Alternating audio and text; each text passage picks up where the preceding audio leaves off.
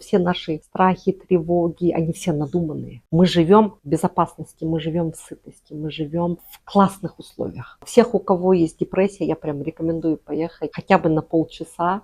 И прям у тебя сразу же вот это желание проходить психотерапию или о чем-то страдать сразу уйдет. Это как бабка отшептает. Я почувствовала себя вообще живой. Вот за всю поездку в Индию, потому что на следующий день у меня было такое чувство, я живая, все хорошо. У меня было чувство, что камень с души какой-то упал. Мое дыхание стало глубоким. Я стала еще спокойнее внутри. Я поняла, что все наши надуманные проблемы якобы с деньгами, якобы с проявленностью, якобы, что люди не поймут, осуждение и так далее. Это все настолько надуманная фигня. Это прям горе от ума. Жизнь – это немного другая штука. Уметь радоваться тому, что у тебя есть, вот это важно. Поэтому что я вообще поняла из всей этой поездки? Во-первых, я поняла, что мы живем хорошо. Во-вторых, я поняла, что